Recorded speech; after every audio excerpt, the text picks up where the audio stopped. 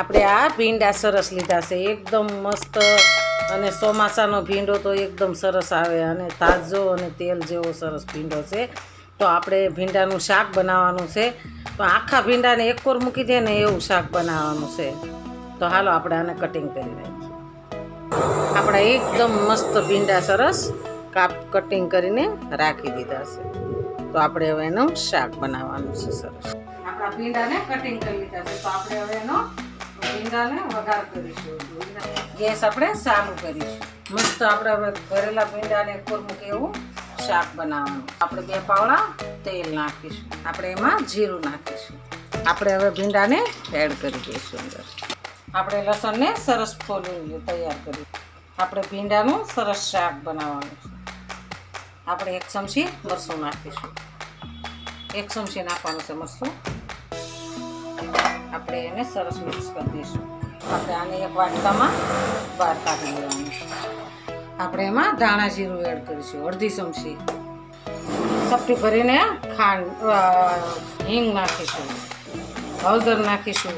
આપણે ભીંડા લીધા છે. તો આપણે હવે એને શાક બનાવવાની તૈયારી કરીશું. આપણે ભીંડાને સરસ હલાવીશું. તેલમાં સરસ તળવા દેવાનું છે.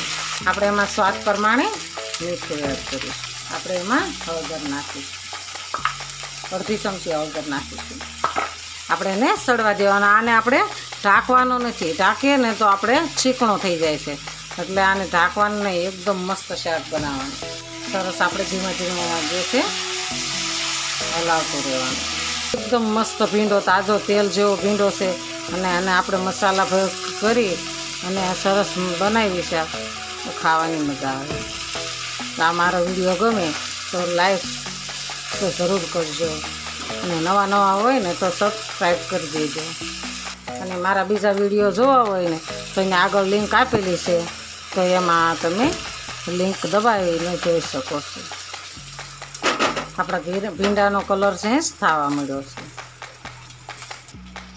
આપણે એમાં 1 ચપટી ચણાનો લોટ છે. તો આપણે એમાં ભભરાવી દઈશું.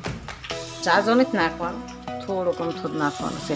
એનાથી આપણને સ્વાદ સારો આવે. થઈ ગયું ને એકદમ મસ્ત લોંદા જેવું શાક સરસ. આપણે એમાં આ બધા મસાલા તૈયાર કર્યા હતા. હળદર, મીઠું, મરચું ને ધાણા જીરું ને એ બધા મસાલાને આપણે ઉપર એડ કરી દેવાના છે. ઉપર એડ કરી અને સરસ આપણે ભરેલા ભીંડાને એક કોર મૂકે ને એવું શાક થાય આપણું. આપણે સરસ એને હલાવી દેવાનું. આપણે એમાં 1 ચમચી દહીં એડ કરવાનું. આપણે ગેસને બંધ કરી દઈશું. જો આપણા ભરેલા ભીંડાને એક કોર મૂકે એવું શાક સરસ તૈયાર છે. તો આપણે એને નીચે ઉતારી દઈશું. હાલો આપણે ભરેલા ભીંડાને એક કોર મૂકે એવું શાક સરસ તૈયાર છે. તો આપણે હાલો ભીંડાનું શાક, છાશ, અથાણું અને રોટલી ખાવા. આ મારો વિડીયો ગમે તો લાઈક, શેર અને સબસ્ક્રાઈબ કરી દેજો. રાધે રાધે.